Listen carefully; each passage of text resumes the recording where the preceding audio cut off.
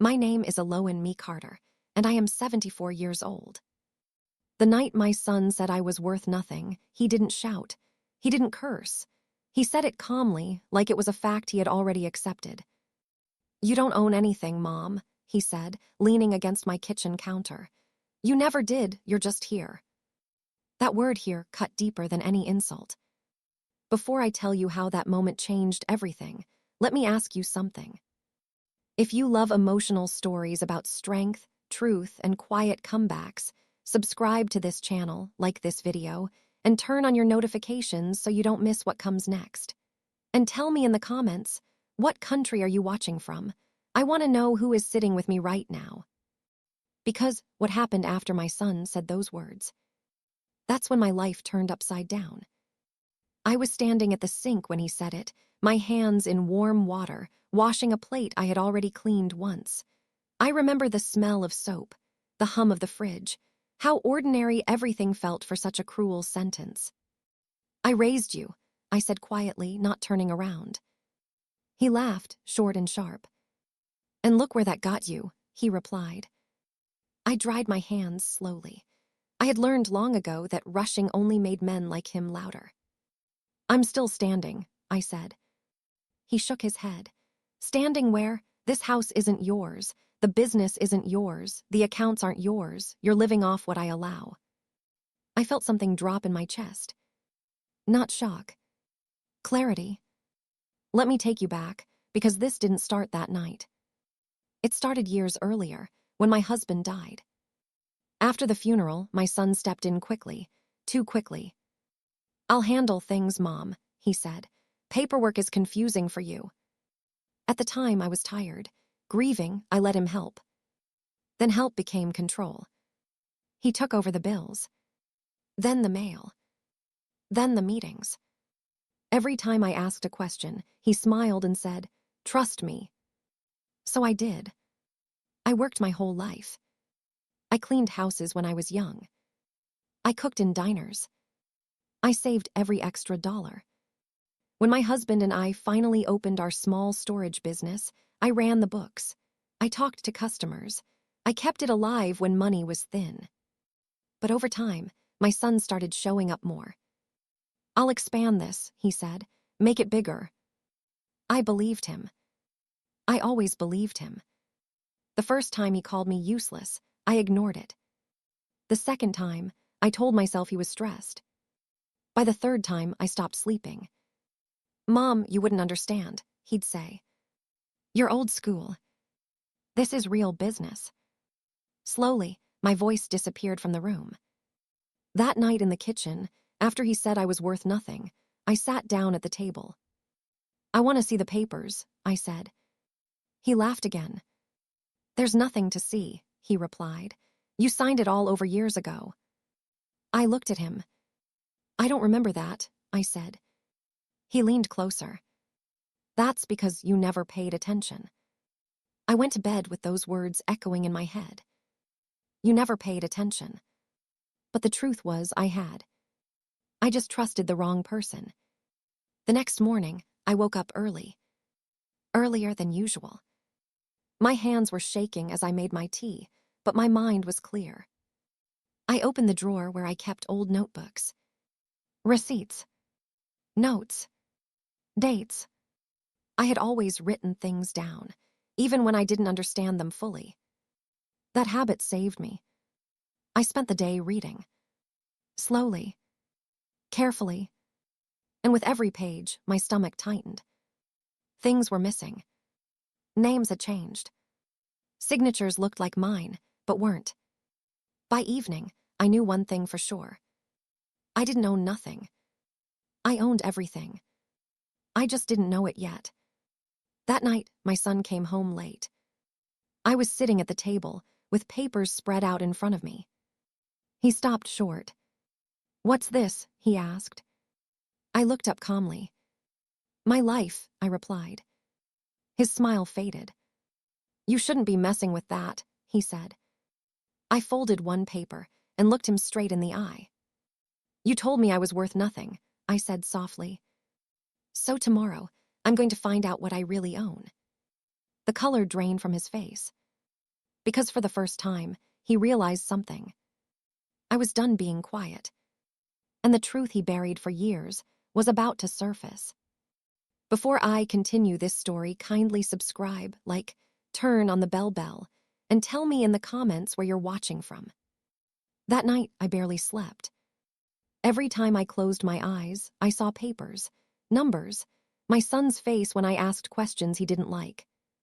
For years, I had blamed myself for being tired, for being slow, for not understanding modern things. But now, lying in the dark, I realized something painful. I wasn't confused.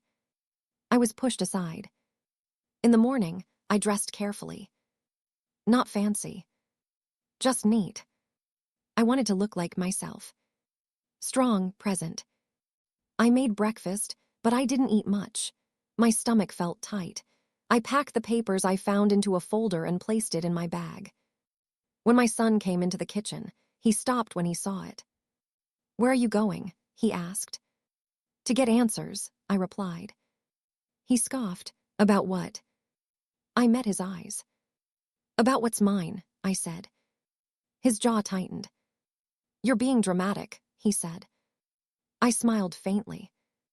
"No," I replied. "I'm being careful." I took the bus downtown. The ride felt longer than usual. Every stop felt like a test of my courage. I thought about all the times I had sat quietly while my son spoke over me. All the times I let him decide things for my own good. That phrase tasted bitter now. The office building was old. Gray stone, heavy doors. I hesitated for a moment before going in. Then I remembered his voice. "You're just here." I pushed the door open. The woman at the front desk looked up and smiled. "Can I help you?" she asked. "Yes," I replied. "I need to understand some documents." She nodded and handed me a clipboard. As I filled out my name, something strange happened. I felt steady, like my body remembered who I was before fear moved in. I sat across from a man with kind eyes and tired hands. He read the papers slowly, very slowly. That scared me. Finally, he looked up. "Mrs. Carter," he said gently, "how long ago did you sign these?" I swallowed. "I don't know," I replied. "I was told I had to." He nodded. "Did anyone explain them to you?" he asked. "No," I said. He leaned back in his chair. "Then there's a problem," he said. My heart skipped. "What kind of problem?" I asked. He hesitated. "The kind where someone assumed you wouldn't ask questions," he replied. He explained things carefully, in words I could understand. He pointed to names, dates, clauses. And suddenly, the truth stood up in front of me. The business was still in my name. The property, too. Some things had been changed, but not everything. Not legally. Not completely. "Your son has access," the man said, "but ownership." He shook his head. "That's you." I felt tears sting my eyes. Not from sadness. From relief. I took the papers back with trembling hands. "So what does this mean?" I asked. "It means," he said slowly, "you are not powerless." I nodded. That word felt new. Power. On the bus ride home, I held my bag close. The city looked different. Brighter. Like I had been walking with my eyes half closed for years. When I got home, my son was waiting. He looked annoyed. "Did you calm down?" he asked. I set my bag on the table. "I got informed," I replied. He laughed. "You're wasting your time." I reached into my bag and pulled out one paper. "Then why does this still have my name on it?" I asked. His smile froze. Just for a second. But I saw it. Fear.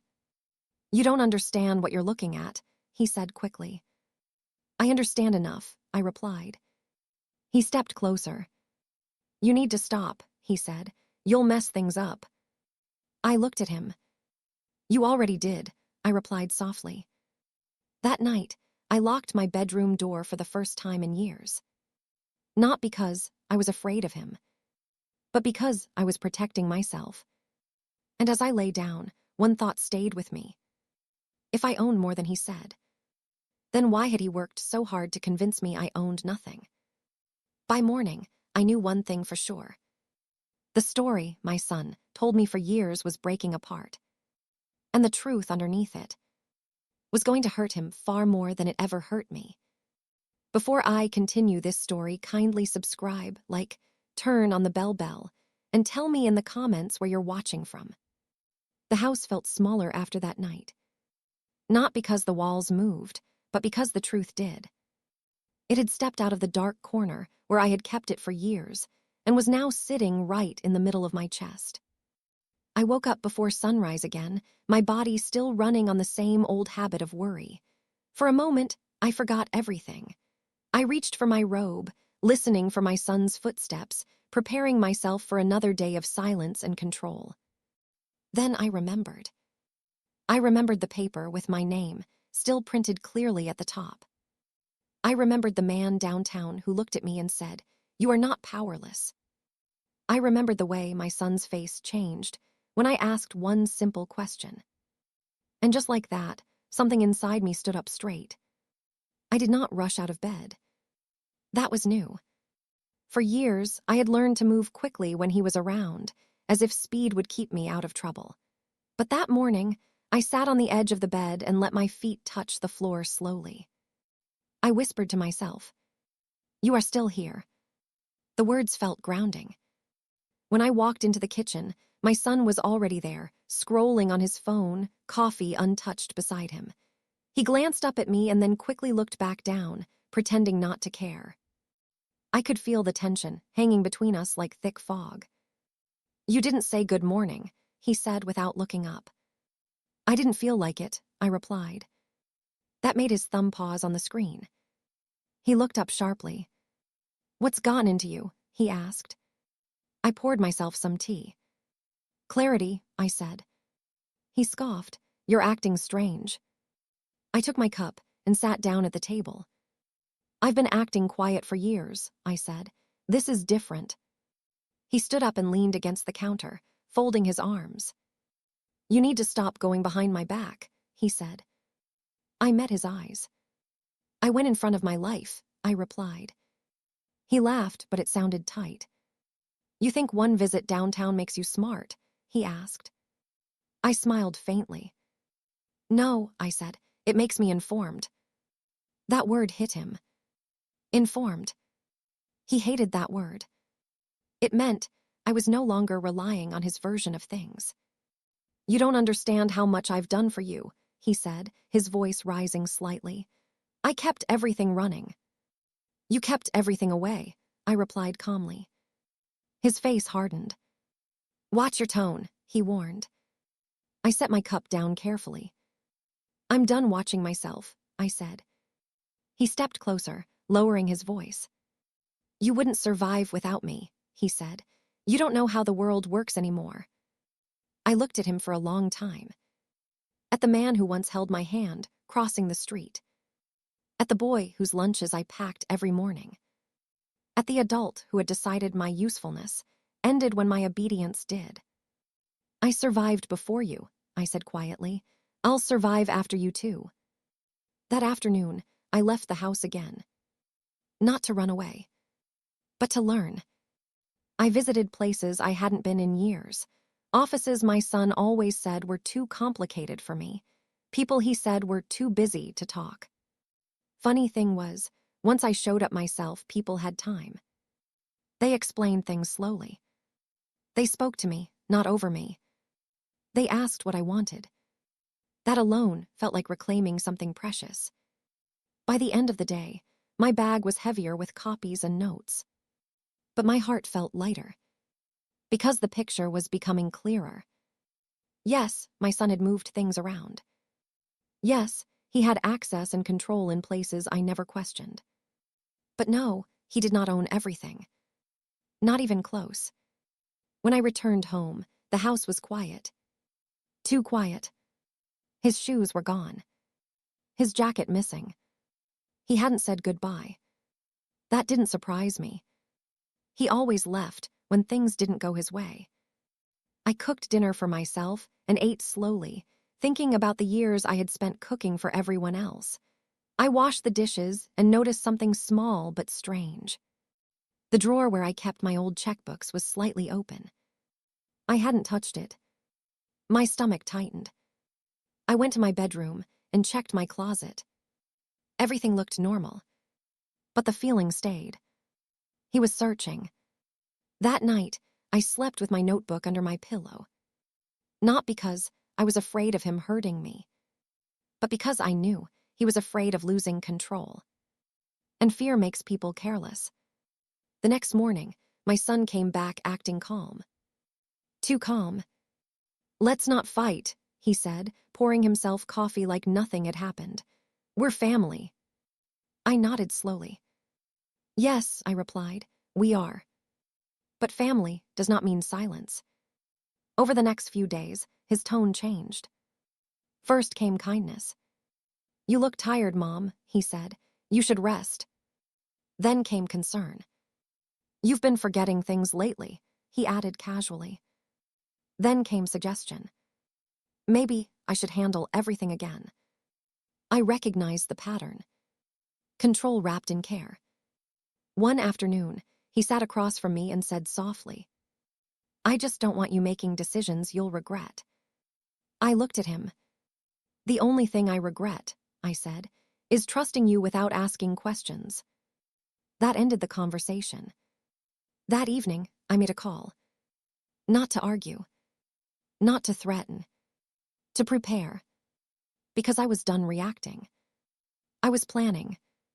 As the sun set, I stood by the window and watched the streetlights come on one by one. For years, this house had been a place where I felt small, like a guest in my own life. Now, it felt like ground again. Unsteady, yes. But mine. When I went to bed that night, my phone buzzed. A message from my son. "We need to talk tomorrow. This is getting out of hand." I stared at the screen. Then I typed back one sentence. "So is the truth." I turned the phone face down and lay back. My heart was racing, but my spirit was calm. Because something big was coming.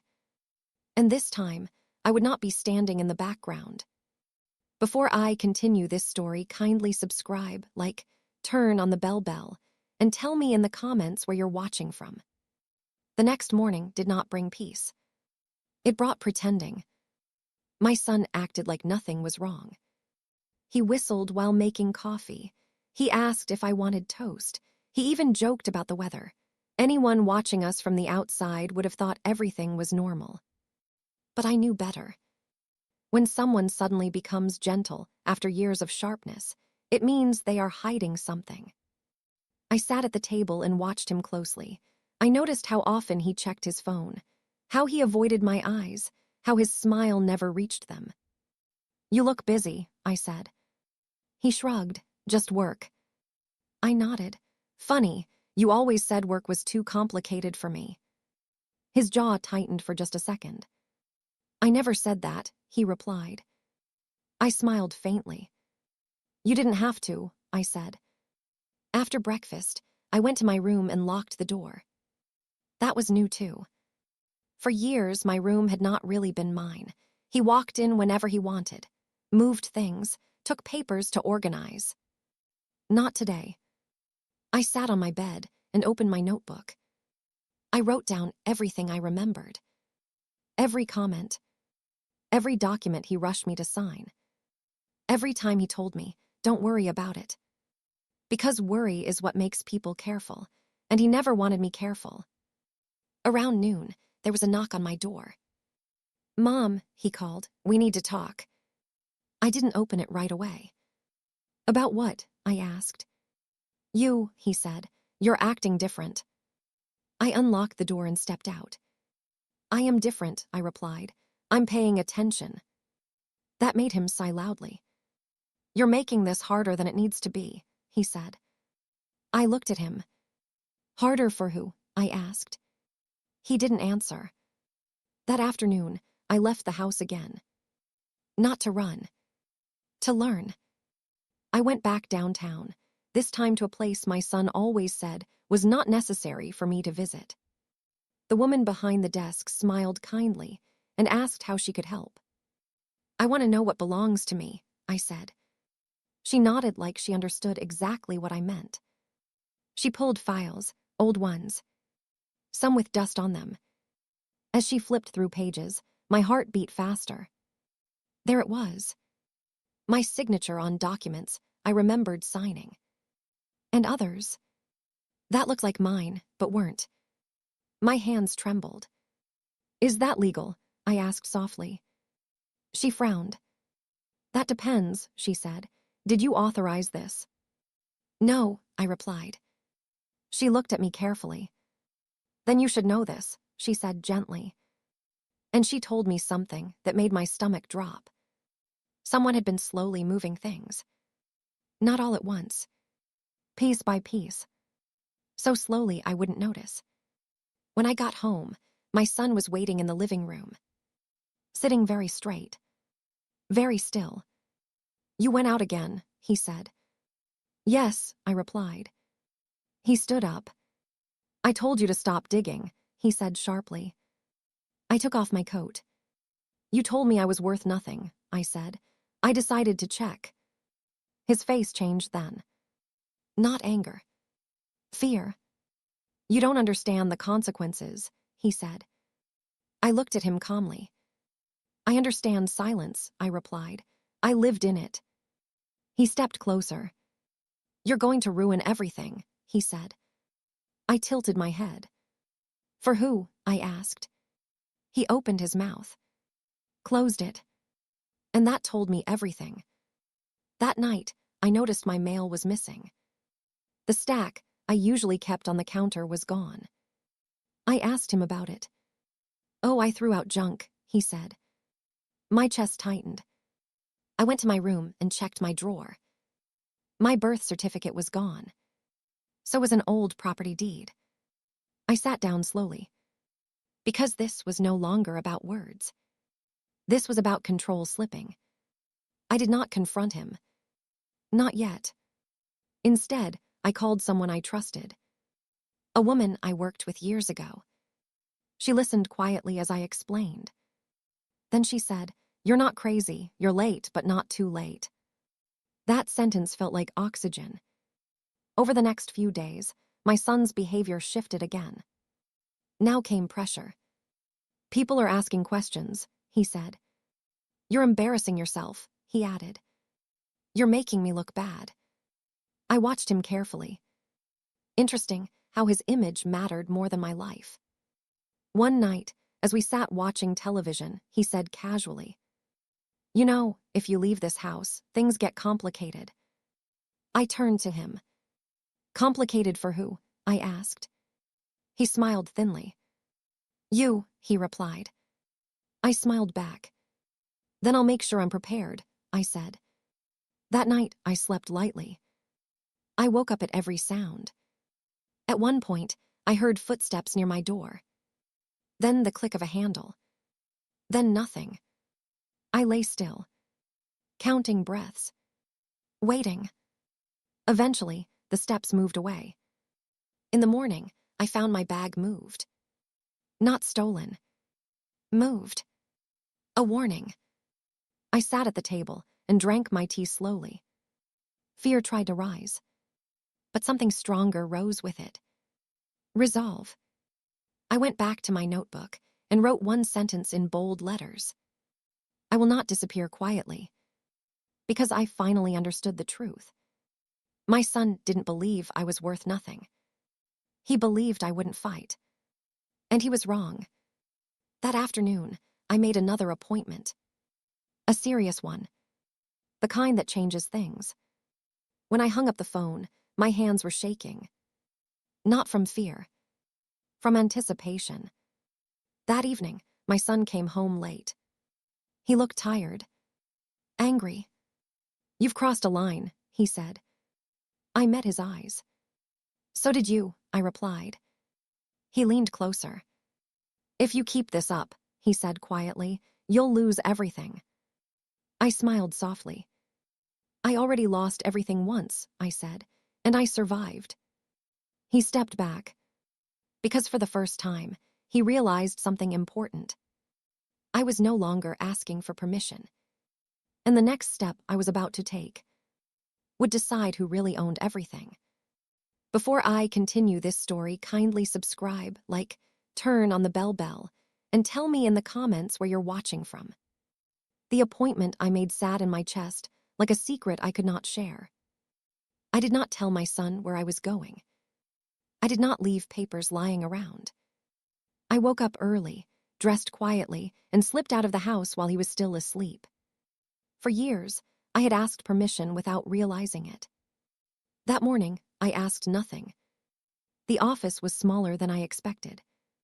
Plain walls, a desk, a window looking out at a parking lot. Nothing fancy. But the woman who greeted me looked straight at my face when she spoke, not past me, not over me. That mattered. "Mrs. Carter," she said kindly, "tell me everything from the beginning." So I did. Slowly, carefully. I talked about my husband, the business, the papers. The way control came quietly, wrapped in concern.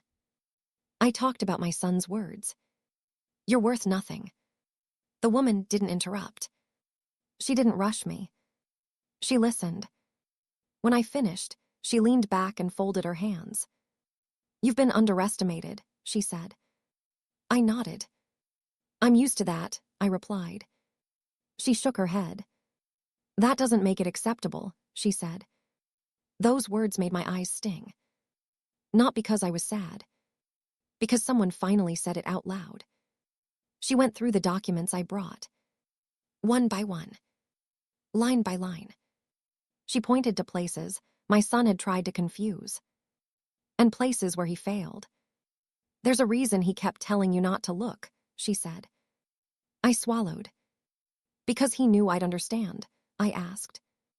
"Because he knew you'd remember," she replied. By the time I left, my legs felt weak. But my mind was sharp. Very sharp. I knew more in 1 hour than I had known in 10 years. And what I learned changed everything. When I got home, my son was packing the living room. "Where were you?" he demanded. I took off my coat calmly. "Out," I replied. "That's not an answer," he snapped. "It's the only one you're getting," I said. He stared at me like he didn't recognize me. And maybe he didn't. "You think you're clever now," he said. I looked at him. "No," I replied. "I think I'm awake." That made him laugh harshly. "You have no idea how bad this could get," he said. I nodded. "I do," I replied. "That's why I'm preparing." That night, he didn't come home. I sat alone in the living room, listening to the clock tick.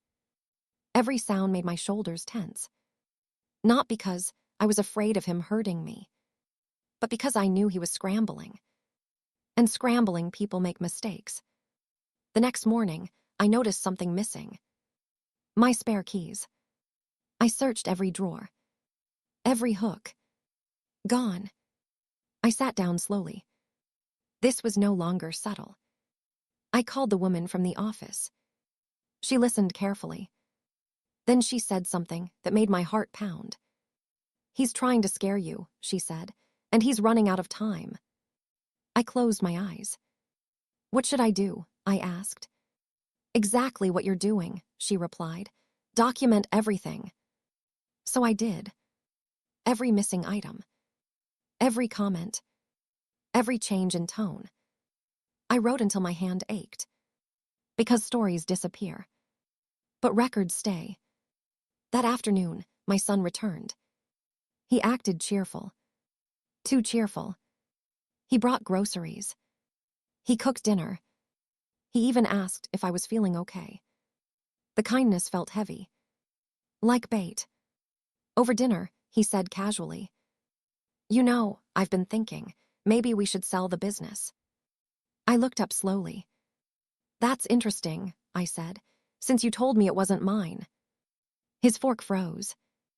"I didn't mean it like that," he said quickly. I smiled faintly. You said exactly what you meant, I replied. He leaned back in his chair. Look, he said, we can fix this. I'll take care of you. You don't need to worry. I shook my head. I'm done being taken care of, I said. I'm taking care of myself now. That was when his voice dropped. You don't know who you're dealing with, he said. I met his eyes. I know exactly who I raised, I replied. That night, I slept with my door locked again. I dreamed of standing in a room full of boxes, labeled with my name. When I woke up, I wasn't scared. I was ready. The following days brought pressure from outside. Calls from relatives. Messages from friends of friends. People suddenly checking in. The story had started moving.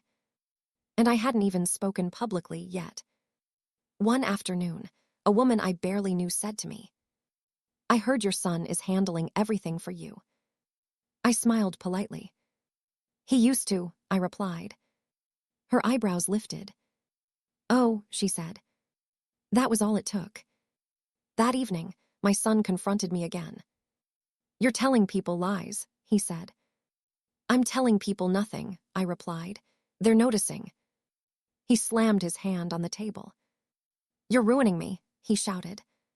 I stayed calm. No, I said, you built this. He stared at me with something like panic in his eyes. And in that moment, I realized something important. The power was shifting. Slowly. Quietly. But permanently. As I went to bed that night, my phone buzzed. One message. From my son. We're meeting tomorrow. You don't have a choice. I stared at the screen. Then I typed back. I always had a choice. I just stopped using it. I turned off the phone. Because tomorrow would be the day the truth stopped being private. Before I continue this story, kindly subscribe, like, turn on the bell, and tell me in the comments where you're watching from. I did not sleep much that night.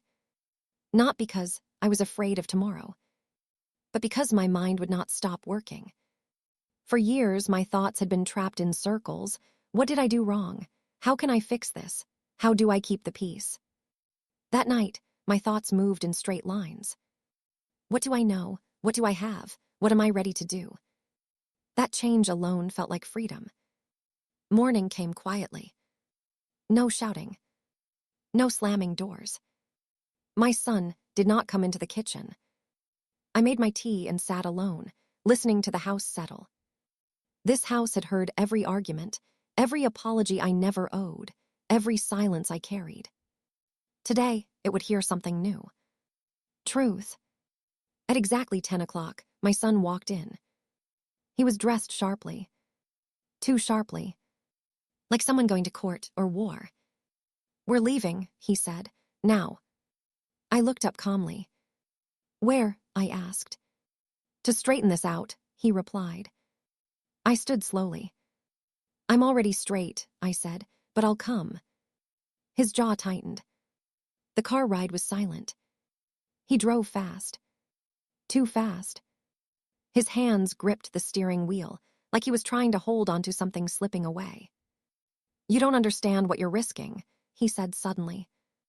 I looked out the window. I risked my life raising you, I replied. This is smaller than that. He said nothing after that. We arrived at an office building I recognized. Not from my own visits. From his stories. This was where he always said important decisions were made.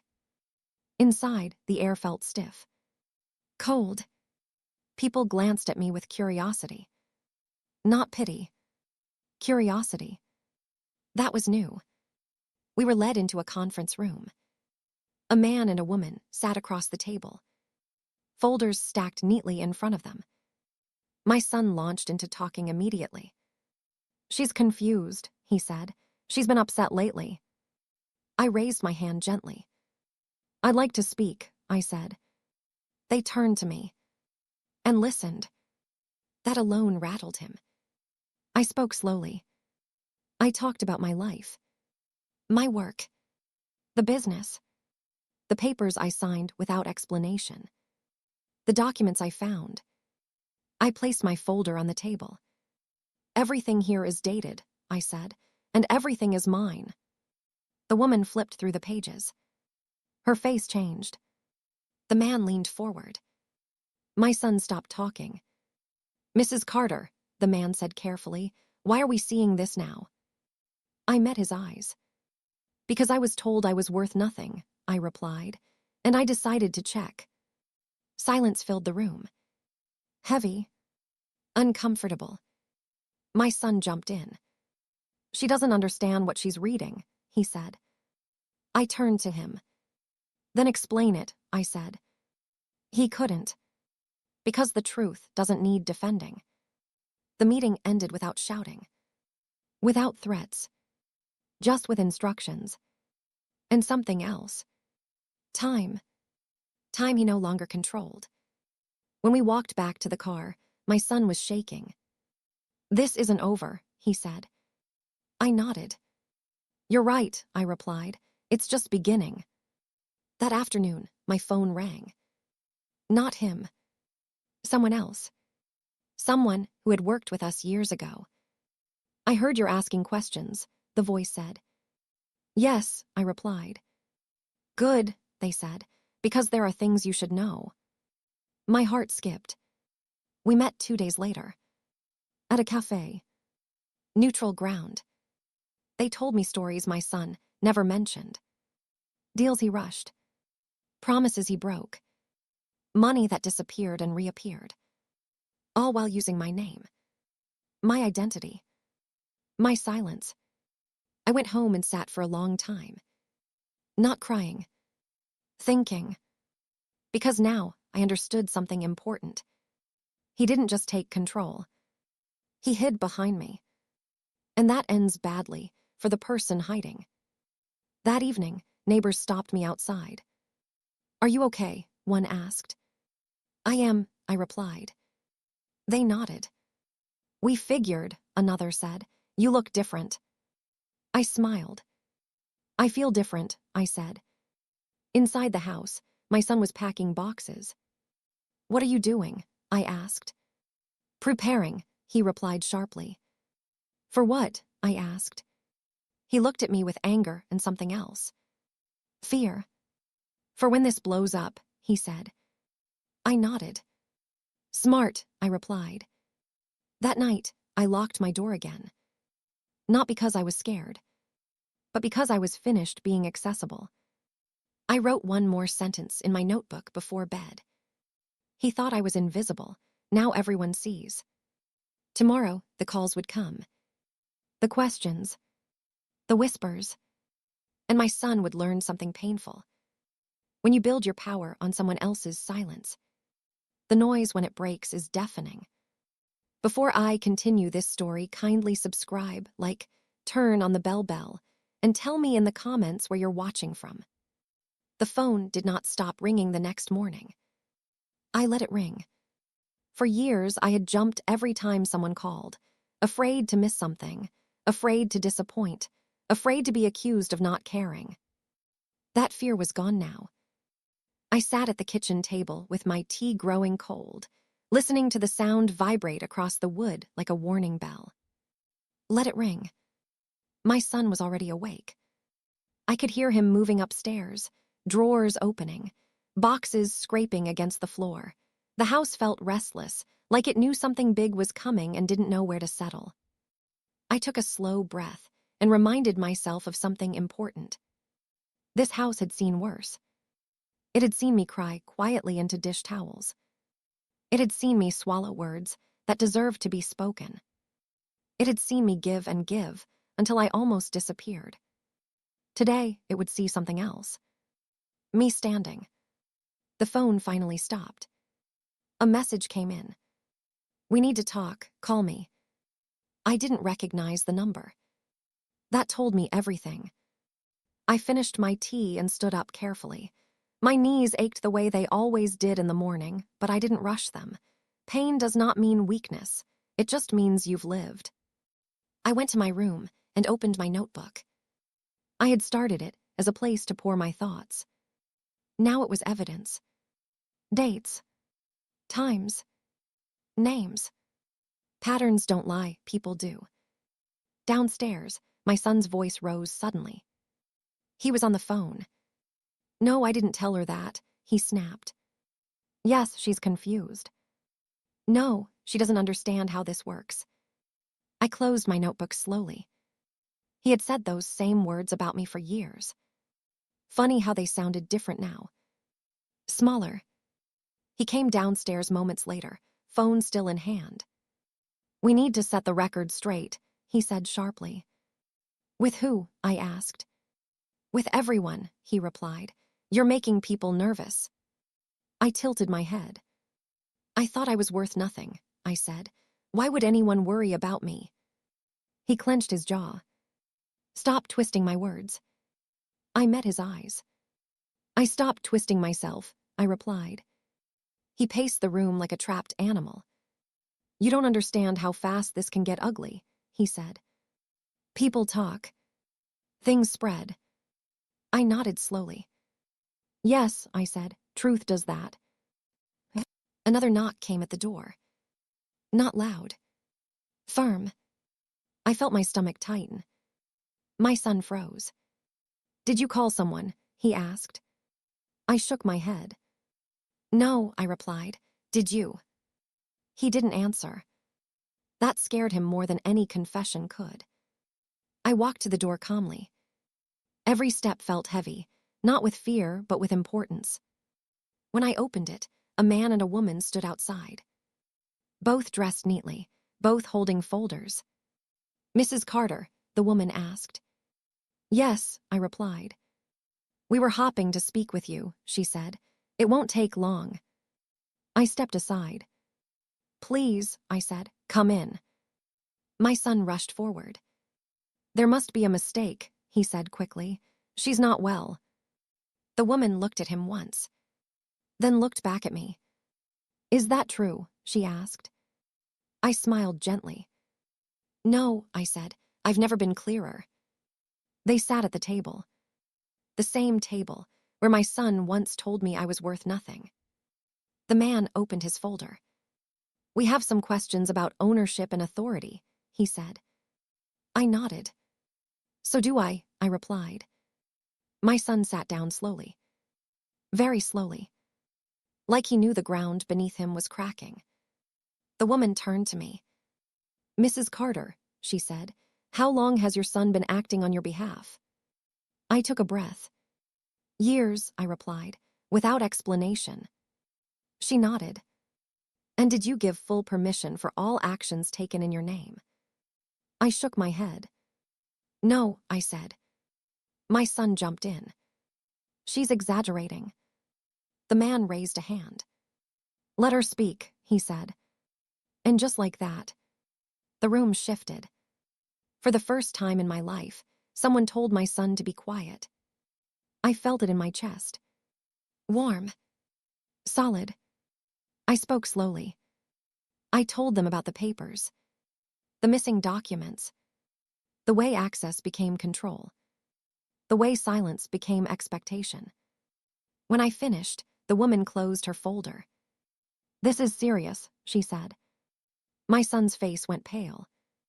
Outside, a car drove past. A normal sound. A normal day. But nothing inside that house was normal anymore. Because the lie he built his life on was starting to collapse. The silence after the woman closed her folder felt heavy. Not the kind of silence you fill with small talk. The kind that waits. My son shifted in his chair. His knee bounced under the table. I had seen that movement before, years ago, when he was a boy and knew he had been caught doing something wrong. I noticed it then. I noticed everything now. The man cleared his throat. Mrs. Carter, he said carefully, we've been reviewing records connected to the business and properties under your name. I nodded slowly. I assumed so, I replied. My son leaned forward. There's no need for this, he said quickly. She's overwhelmed. I've been handling things responsibly. The woman turned to him.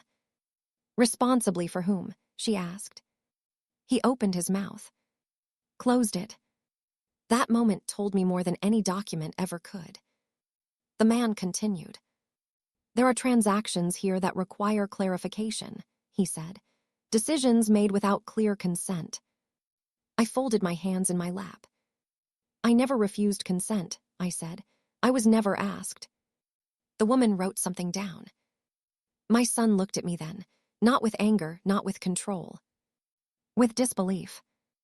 Like he was finally realizing I was not going to rescue him from this. Mom, he said quietly, this is getting out of hand.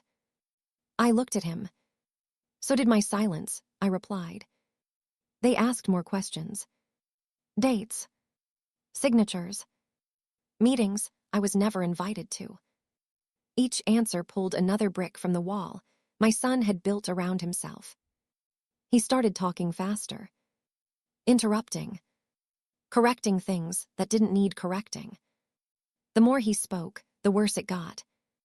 Because the truth doesn't hurry. Lies do. At one point, the woman looked directly at him and said, "Please stop answering for her." That sentence landed like thunder. I felt my shoulders relax for the first time in years.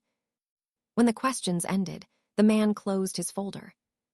"This will require follow-up," he said calmly. "Formal review." My son stood up abruptly. "This is ridiculous," he snapped. "You're overreacting."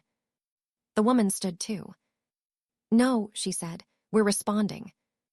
There is a difference." They left quietly. No drama. No raised voices. Just certainty. The kind that settles in and doesn't move. The door closed. The house was suddenly too quiet. My son turned to me slowly. His face had changed. Not angry. Desperate.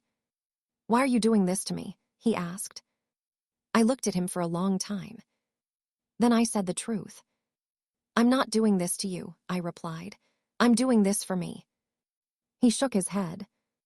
"You don't understand the damage this will cause," he said. I nodded. "I do," I replied. "I've been living with damage for years." He ran his hands through his hair. "This was supposed to be simple," he muttered. I leaned forward. "For who?" I asked. He didn't answer. That afternoon, he left the house again. Didn't say where. Didn't say when he'd be back. I didn't ask. Because asking had always been my weakness. Now, waiting was my strength.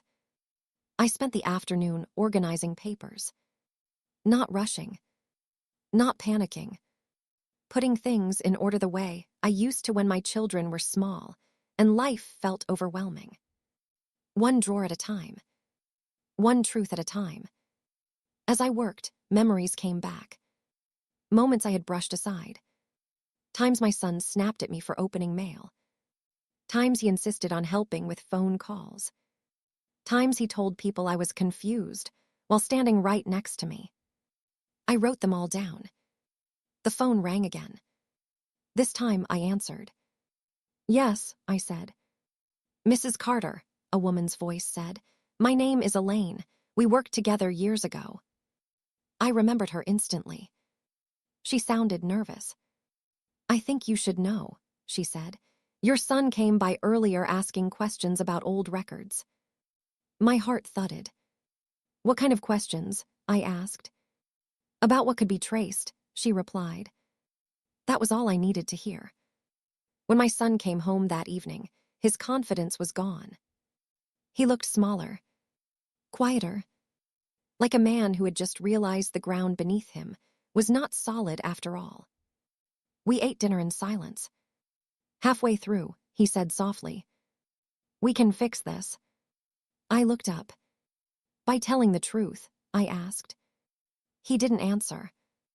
That night, I lay in bed staring at the ceiling. I wasn't afraid of losing him. I had lost him long ago, when he decided control mattered more than love. What I was afraid of was how far he might go now that he knew he was losing. Just before midnight, I heard him moving downstairs. Drawers opening. Closets. Boxes. I stayed still, listening, remembering something important. People who think they own everything panic when they realize they don't. The next morning, I found a note on the counter. I need time. Don't make any more calls. I smiled faintly. He still thought he could give orders. I picked up my phone and made one call. Then another. Not to stir trouble. To steady myself. Because I was no longer reacting. I was stepping forward.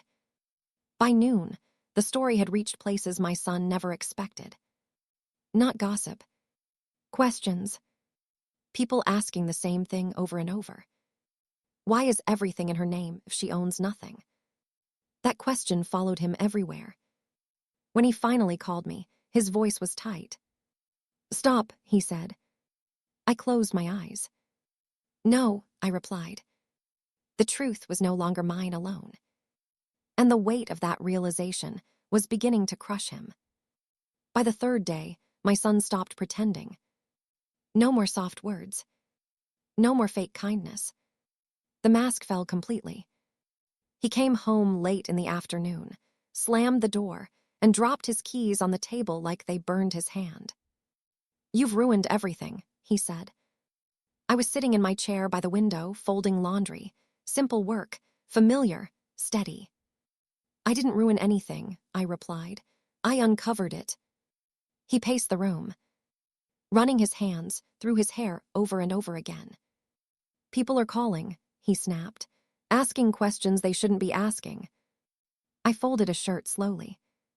"They should have asked years ago," I said. He stopped packing and turned to me. "You think you're winning," he said, "but you don't understand how this ends." I looked up at him. "You never understood how this began," I replied. That silence between us was different from all the others. This one had teeth. "I protected you," he said suddenly. "I took the burden off you." I shook my head.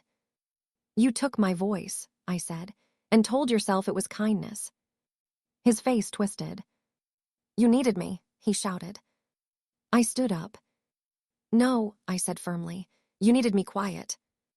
That was the moment something in him snapped. He stepped closer. "You think those people care about you," he hissed. "Once they're done, they'll walk away, and you'll be alone." I didn't step back. "I was alone long before this," I said. "I just didn't know it." He stared at me like he didn't recognize the woman standing in front of him. Because I wasn't the same. I wasn't shrinking. I wasn't apologizing. And that scared him more than any document ever could. That night, he didn't sleep at the house. I watched from the window as he drove away, the red lights fading into the distance. I felt no relief. Only resolve.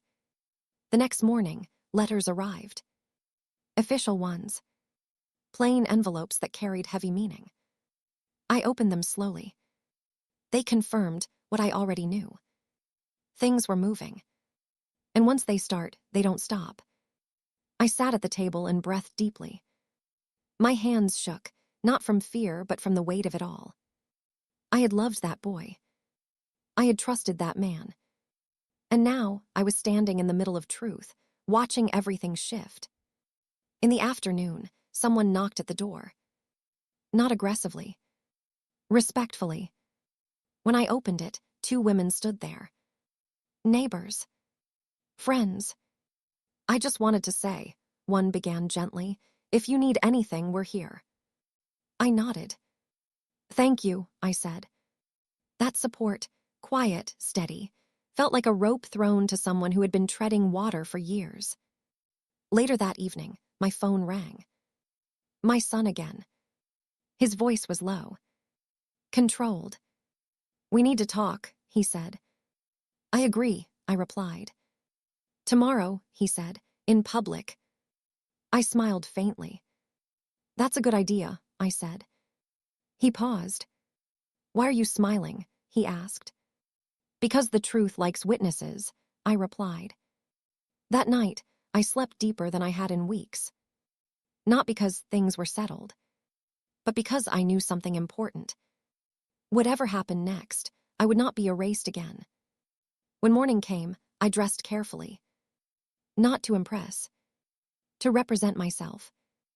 I looked at my reflection and barely recognized the woman looking back. Her eyes were tired, but steady.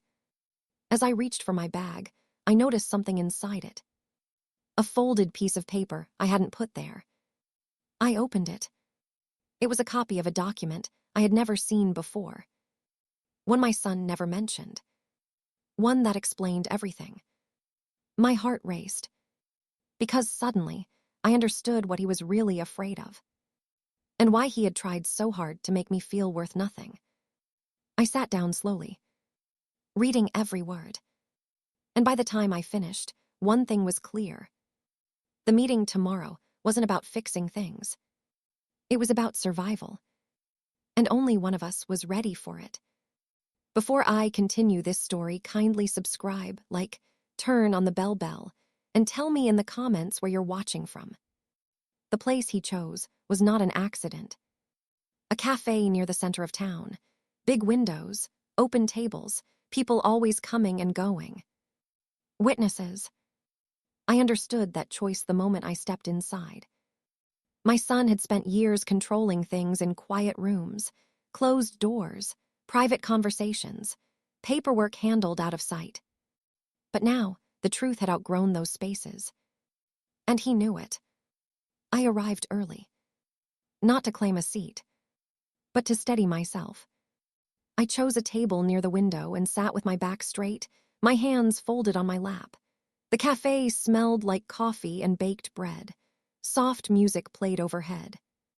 Ordinary life. That contrast mattered, because what we were about to talk about was anything but ordinary. People glanced at me as they passed. Some nodded politely. Some smiled. A few looked at me longer than usual. Not with pity, with curiosity. I had become a question.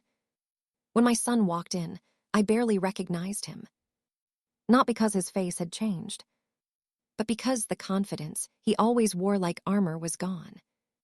He scanned the room quickly before spotting me. His eyes narrowed. He walked over and sat down without greeting. "You did this on purpose," he said. I tilted my head. "Did what?" I asked. "Made this public," he snapped. I looked around gently. "You chose the place," I said. A waitress came by. "Can I get you anything?" she asked. "Coffee," I replied. My son waved her off impatiently. She looked at him, then back at me. I smiled. She nodded and walked away. That small moment told me something. People notice tone. They always have. "You think you're clever," my son said, leaning forward, "but you don't understand how this works." I leaned back. "I understand how this works," I replied. "I lived in silence for years." He shook his head. "This isn't silence," he said. "This is exposure." I nodded. "Yes," I said, "that's the point." He lowered his voice. "Do you know how humiliating this is?" he asked. I looked him straight in the eye. "Do you know how humiliating it is to be told you're worth nothing?" I asked. He looked away. Just for a moment. The waitress returned with my coffee. She placed it gently in front of me. "Let me know if you need anything else," she said. I thanked her. My son watched the exchange with irritation. Because control looks different in public, it doesn't work the same way. "You could have handled this privately," he said. I took a sip of coffee. "I tried," I replied. "You told me to stop digging." He clenched his jaw. "You're making me look like a monster," he said. I shook my head. "I'm letting you look like yourself," I replied. His voice dropped.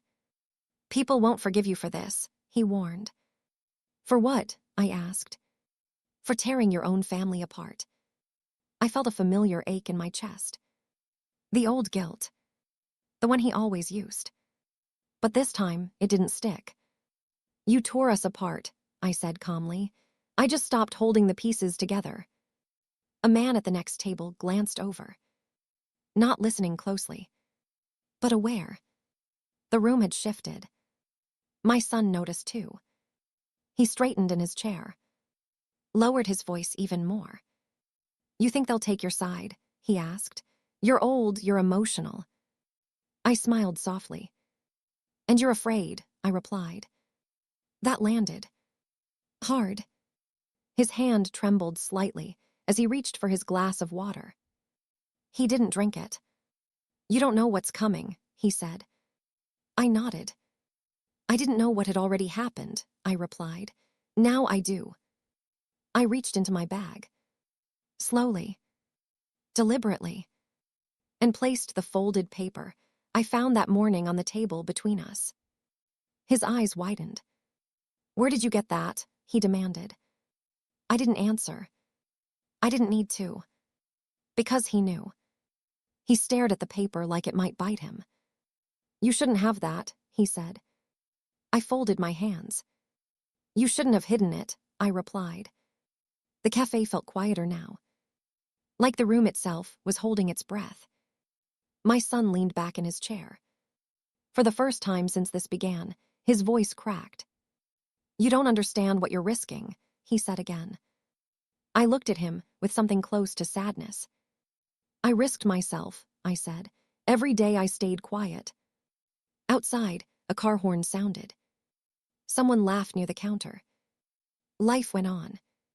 But at that table, something irreversible was happening. Because the truth was no longer trapped inside files or whispered warnings. It was sitting between us. Seen. My son swallowed hard. "You always said you wanted peace," he said. "I still do," I replied. "Then stop this," he pleaded. I shook my head slowly. "No," I said. "Peace without truth is just silence with better manners." He stared at me like he was seeing me for the first time. And in that moment, I knew something important. He wasn't afraid of losing money. He was afraid of losing the story he told everyone about himself. The waitress returned again. "Everything okay here?" she asked. "Yes," I replied. My son said nothing. Because he couldn't. As she walked away, I leaned forward slightly.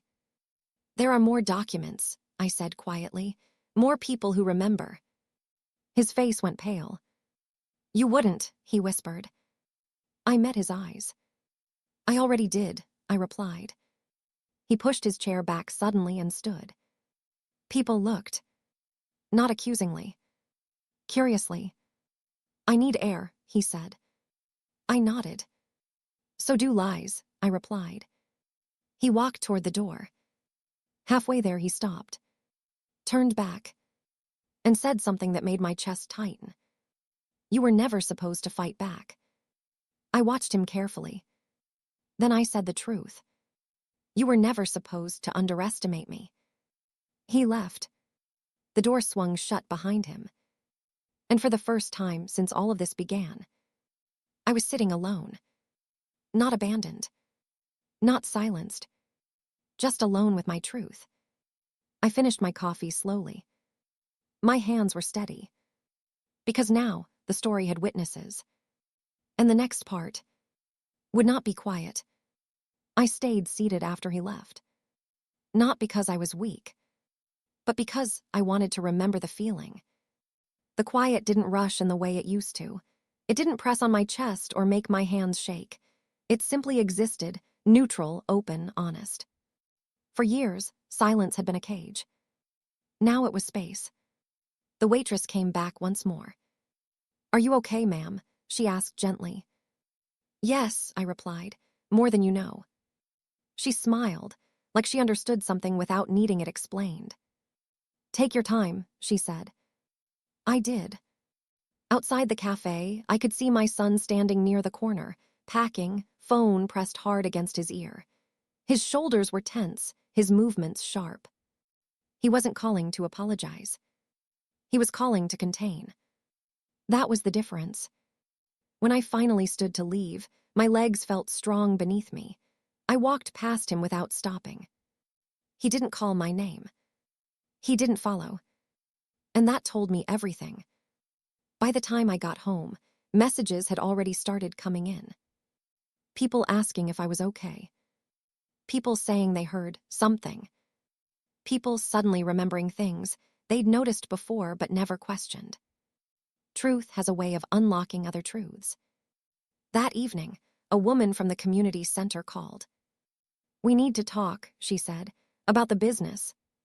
I nodded to myself. "Yes," I replied, "we do." The next few days blurred together. Meetings, calls, documents being reviewed. Not dramatic, methodical. And methodical change is the kind that lasts. My son tried one last time. He showed up at the house unexpectedly, standing in the doorway like he still belonged there. "You don't have to do this," he said quietly. I looked at him. "I already did," I replied. "You'll regret it," he said. I shook my head.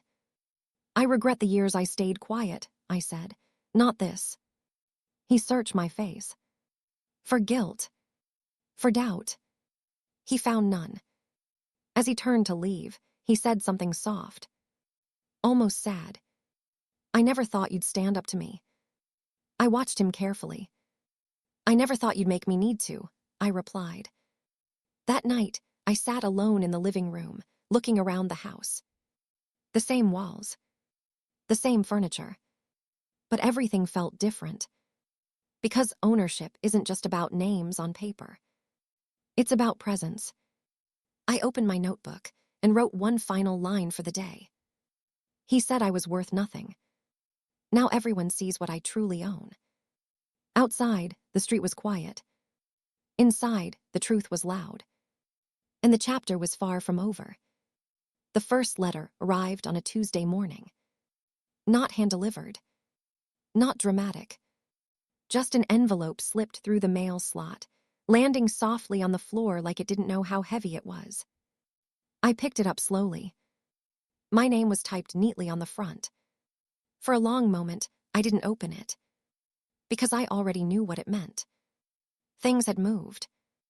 I sat at the table and opened it carefully, the way I used to open report cards when my children were young. Prepared for anything. The words inside were formal, calm, precise. But the message underneath them was clear. Authority was shifting. And it was shifting back to me. By noon, 2 more letters arrived. Then a phone call. Then another. Each one confirming the same thing from a different angle. Reviews were happening. Permissions were being questioned. Actions taken on my behalf were no longer assumed to be valid. The silence my son built his power on had collapsed. That afternoon, my phone buzzed again. This time, it wasn't my son. It was someone who used to call him first. "Mrs. Carter," the voice said carefully, "we'd like to hear directly from you." I closed my eyes. "Yes," I replied, "so would I." We met the next day. A different office. Different people. Same truth. I walked in alone. No escort. No handler. Just me. And I spoke. I didn't raise my voice. I didn't cry. I told the story simply. Because when the truth is strong, it doesn't need decoration. They listened. They asked questions. They wrote things down. And when I finished, no one rushed to speak. That silence felt earned. One man finally said, "Thank you for trusting us with this." I nodded. "Thank you for seeing me," I replied. By the time I got home, the house felt different again. Not tense. Open. Like it had been holding its breath and finally let it out. My son didn't come home that night. Or the next. Word reached me through others. He was sorting things out. Taking space. Laying low. Funny how quickly powerful people disappear when the story changes. On the third day, he showed up. Not angry. Not loud. Tired. He stood in the doorway like a stranger. "You didn't answer my messages," he said. "I read them," I replied. "That's not the same," he said. It is now, I replied. He stepped inside slowly. This went further than I expected, he admitted. I nodded. It usually does, I said. He sat down across from me. Not above me. Across. That mattered. They're asking questions I can't answer, he said. I folded my hands. Then tell the truth, I replied. He laughed bitterly. You make it sound easy. It is, I said. It's just uncomfortable. He looked at me with something close to grief. I didn't mean for it to go this way, he said. I studied his face. You meant for me to stay small, I replied. He didn't deny it. After a long silence, he asked quietly, Do you hate me? I thought carefully before answering.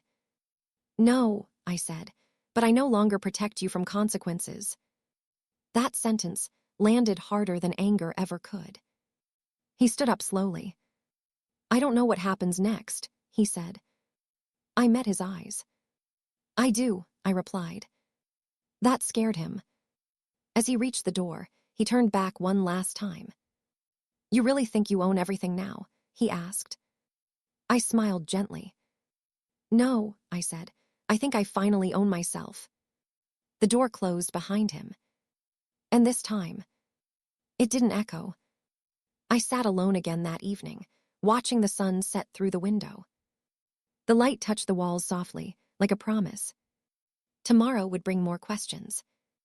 More pressure. More consequences. But something inside me was steady. Unmovable.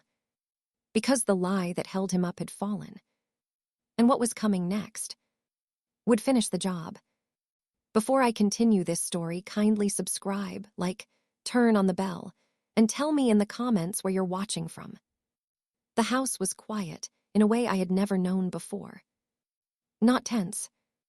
Not waiting. Just quiet. The kind of quiet that comes after a storm passes and leaves the ground changed. I woke up that morning without dread sitting on my chest. That alone felt strange. For years, mornings had been filled with questions I didn't ask and worries I pretended not to have. That morning, I felt steady. I made breakfast slowly. Eggs, toast, tea. Simple things I had cooked thousands of times, but somehow they tasted different now. Like my hands were finally my own again. I sat at the table and looked around. This house had watched me disappear piece by piece. Now it was watching me return. The phone rang around 9. I didn't jump. I didn't panic. I answered. Yes, I said. Mrs. Carter, a man's voice said. We're finalizing a few things today. We'll need your confirmation. I nodded, even though he couldn't see me. You have it, I replied. There was a pause. Thank you, he said. This changes everything. I smiled faintly. It already has, I said.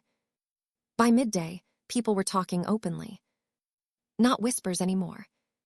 Names were being said out loud. Questions were being asked directly. Assumptions were being corrected. The story my son had carefully curated for years was unraveling in real time. And he could not stop it. I received a message from someone who used to avoid my calls. Can we talk? I stared at the screen for a moment, then typed back. Yes, tomorrow. Because I was done begging for time. Now, people waited for me. In the afternoon, I went for a walk. Not to escape. To breathe. Neighbors waved. Some smiled. One woman hugged me without saying a word. Support doesn't always need language. As I walked, I thought about my son. Not with anger. With clarity. He didn't wake up one day and decide to erase me. He learned that I would allow it. And that was the hardest truth to accept.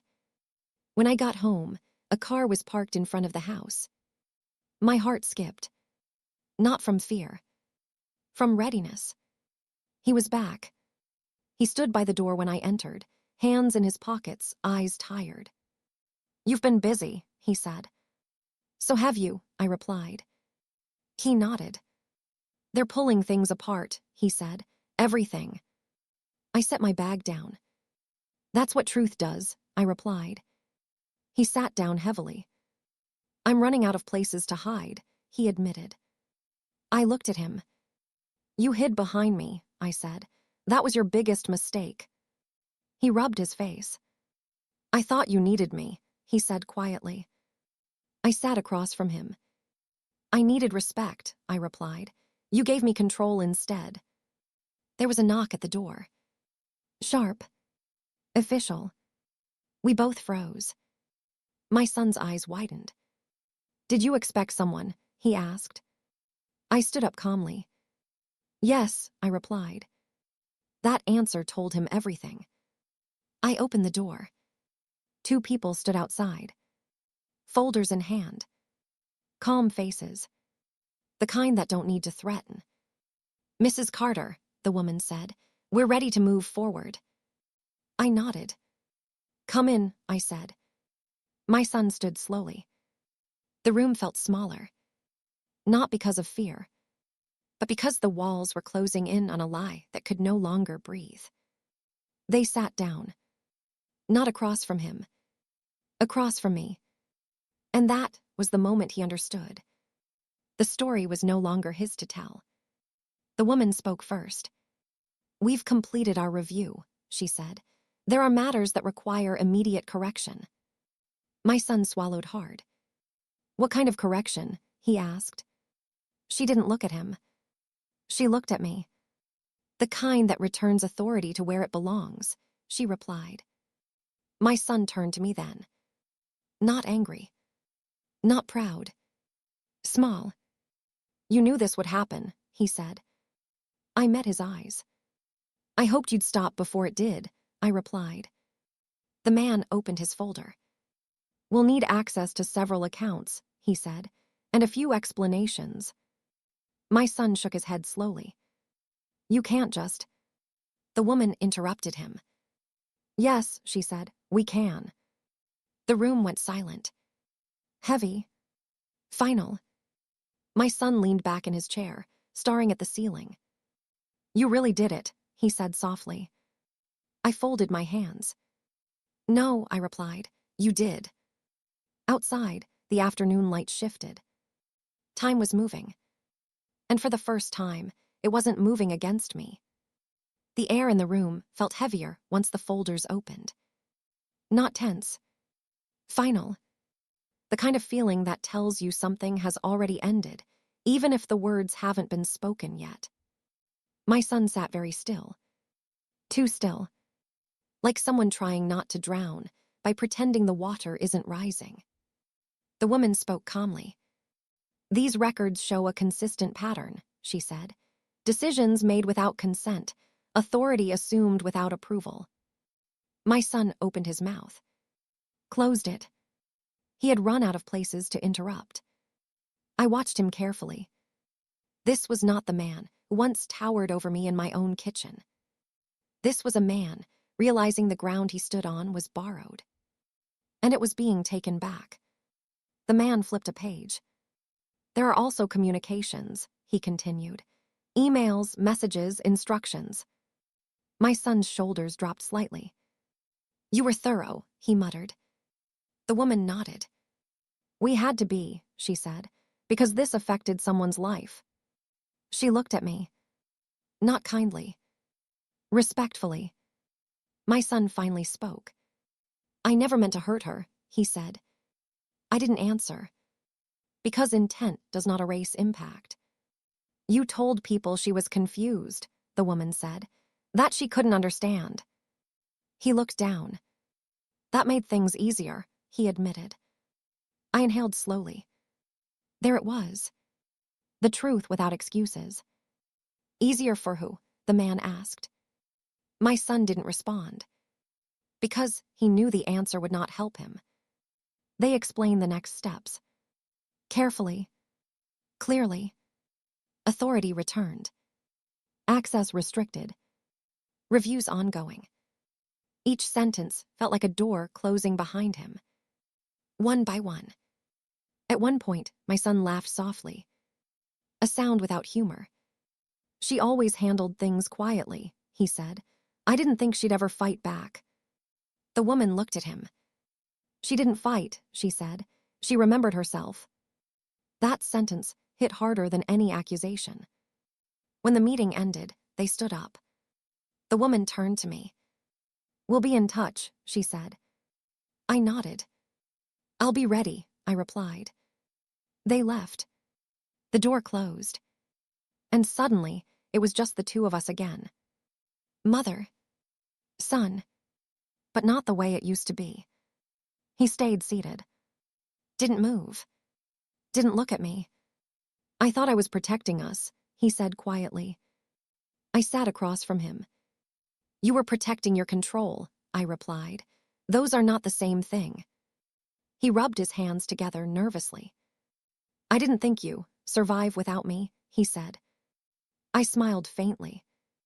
I survived because of me, I replied. He looked up then. Really looked. And for the first time, I saw something break. Not anger. Not pride. Illusion. I don't know who I am without this, he admitted. I felt a pang, but not enough to turn back. That's something you have to find out, I said, the same way I did. He stood slowly. I should go, he said. I nodded. Yes, I replied. At the door he paused. You always told me to stand on my own, he said. I looked at him. And now you must, I replied. He left without another word. This time, I did not watch from the window. I did not count the seconds. I sat down and let the quiet settle. That evening, the phone rang again.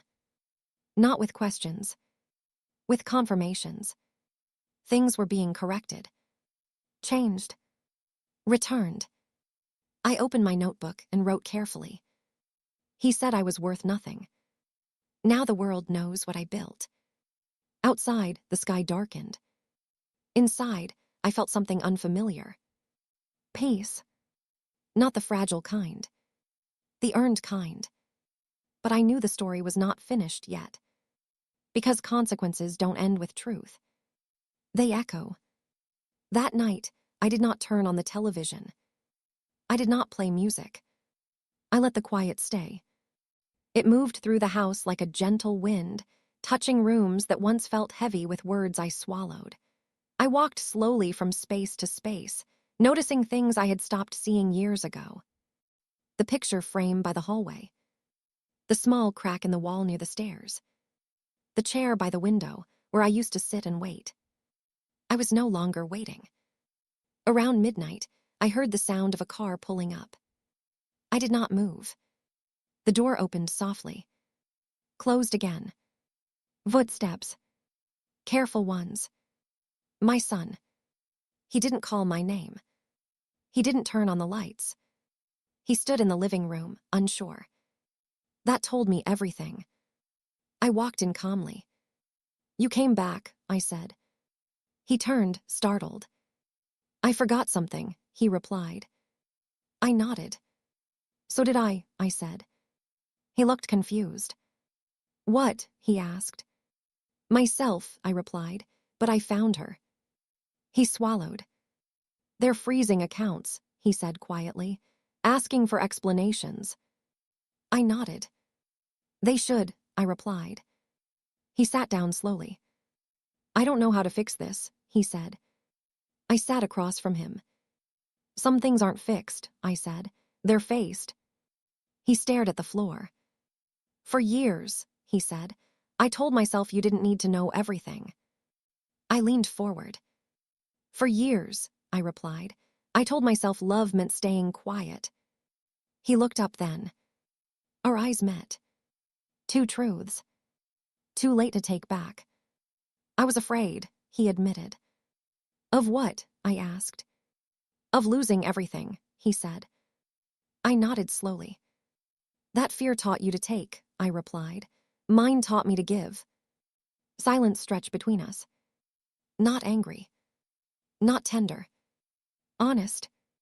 I read the papers you left, he said suddenly. My heart tightened. What did you see? I asked. He hesitated. Everything, he replied. I breathed out slowly. Then you know, I said, this didn't start yesterday. He nodded. I know, he said. Outside, rain began to fall. Soft at first, then steady. It tapped against the windows like punctuation at the end of a long sentence. I don't hate you, he said quietly. I believed him. I don't hate you either, I replied. He looked relieved. Then I said the rest. But love doesn't mean erasing myself. His shoulders sagged. I need time, he said. I nodded. Take it, I replied, away from me. That hurt him. I could see it. But it needed to. He stood up. I'll get my things, he said. I nodded. You should, I replied. As he moved toward the stairs, he stopped. Mom, he said. Yes, I replied. You really think you own everything now? He asked again. I smiled gently. No, I said. I think I finally know what matters. He went upstairs. I stayed seated. Listening. Not counting. Not fearing. Just listening. When he left an hour later, he did not slam the door. He did not say goodbye. The house settled. I went to my room and sat on the edge of the bed. My phone buzzed. A new message. Not from him. From someone else. Someone important. We need to discuss the final step. My heart beat faster. Because I knew what that meant. The last decision. The one that would decide how this story ended. I set the phone down and looked out the window. The rain had stopped. The streetlights glowed softly. Tomorrow would not be gentle. But it would be honest. And honesty has a way of changing everything. Before I continue this story, kindly subscribe, like, turn on the bell, and tell me in the comments where you're watching from. The message stayed on my phone all night. We need to discuss the final step. I did not answer right away. For years, I had rushed to respond to everyone else's needs. Every call, every demand, every emergency that was never really mine. That night, I let the message sit. Because this decision belonged to me alone. Morning came softly. No fear woke me. No shouting. No footsteps upstairs. The house felt different. Lighter. Like it had been holding its breath for years, and finally let it go. I made my tea and sat by the window, watching the sun rise. The light touched the walls gently, the way it used to before everything became heavy. I thought about my life. Not just the last few months. All of it. I thought about the girl I was before marriage. The woman I became while raising children. The mother who gave until there was almost nothing left. And I thought about the version of me my son believed in. The quiet one. The obedient one. The invisible one. She was gone now. When I finally replied to the message, I typed only 2 words. I'm ready. The meeting took place later that day. Same calm faces. Same careful voices. Different outcome. They explained everything clearly. What could be returned, what would be corrected, what could not be undone. I listened. I asked questions. I took my time. Because this was not about punishment. It was about restoration. At one point, the woman looked at me and said, "You have a choice here." I nodded. "I know," I replied. She waited. "What do you want?" she asked. I closed my eyes for a moment. And then I told the truth. "I want my name back," I said. "My voice. My dignity." They nodded. "You'll have it," she replied. I walked out of that office alone. Not escorted. Not protected. Just steady. The air outside felt fresh, like the world had been waiting for me to step into it properly. When I got home, the house was quiet. My son's room was empty. His door open. His absence felt strange, but not painful. Because I had already grieved the version of him I thought I knew. That evening, my phone rang. His name appeared on the screen. I hesitated. Then I answered. Yes, I said. I just wanted to say, he began, then stopped. I waited. I'm sorry, he said finally. Not for everything, but for enough. I closed my eyes. I accept your apology, I replied. He exhaled shakily. But, I continued, things will never be the same. He was quiet. I know, he said. After the call ended, I sat alone for a long time. Not sad. Not angry. Just complete. Days passed. Then weeks. The world adjusted. People stopped calling my son first. They called me. I signed my own documents. Made my own decisions. Sat in rooms where I once wasn't invited. One afternoon, a woman asked me gently, was it worth it? I thought carefully. Then I smiled. Yes, I replied. I finally own everything that matters. I stood by the window that evening, watching the sky turn orange and gold. I thought about the words my son once said. You're worth nothing. I whispered back to the quiet room. You were wrong. Because I learned something late in life, but not too late. Worth is not given. It is remembered. And once a woman remembers who she is, no one can take that away from her again. If this story touched you, please subscribe, like, and turn on the notification bell for more emotional stories like this. Tell me in the comments where you're watching from. Somewhere out there, I might be reading.